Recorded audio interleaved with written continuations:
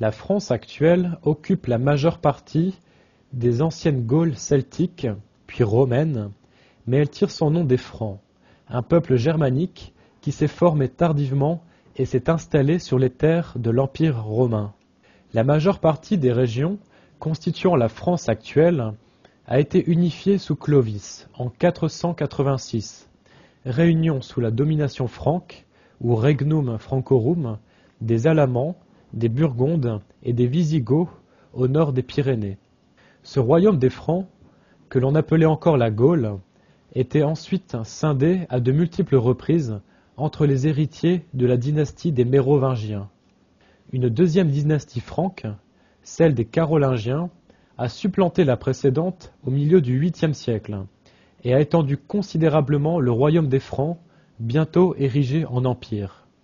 Après la mort de Charlemagne, l'empire des Francs était partagé en trois: la Francia Orientalis à l'est, la Francia Occidentalis à l'ouest, et entre les deux, l'éphémère Lotharingie. La partie orientale correspondait à ce qui est devenu plus tard l'Allemagne, et la partie occidentale à la France.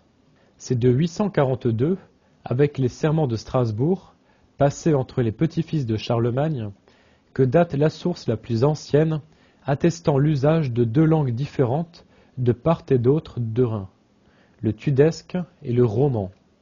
Les descendants de Charlemagne, les Carolingiens, régnaient sur les territoires correspondant à la France jusqu'en 987, date à laquelle le duc Hugues Capet a été couronné roi de France et a fondé une nouvelle dynastie.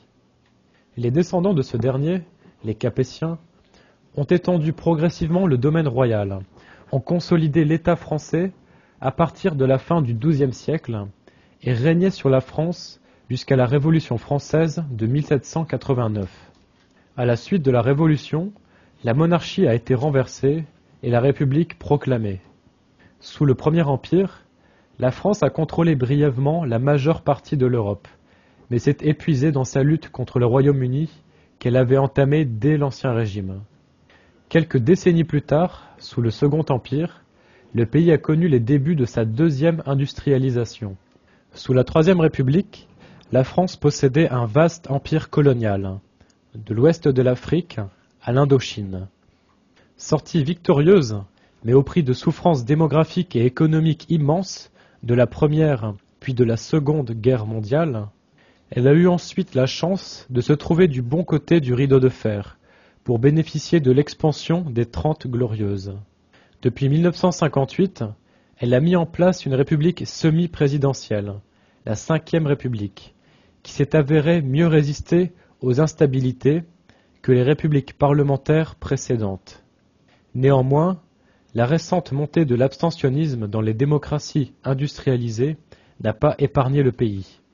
Depuis les années 60, la réconciliation puis la coopération avec l'Allemagne ont permis à la France de jouer le rôle de moteur de la construction européenne, notamment avec la Communauté économique européenne. Aujourd'hui, elle est l'un des principaux pays de l'Union européenne, partisane d'une Europe politique forte.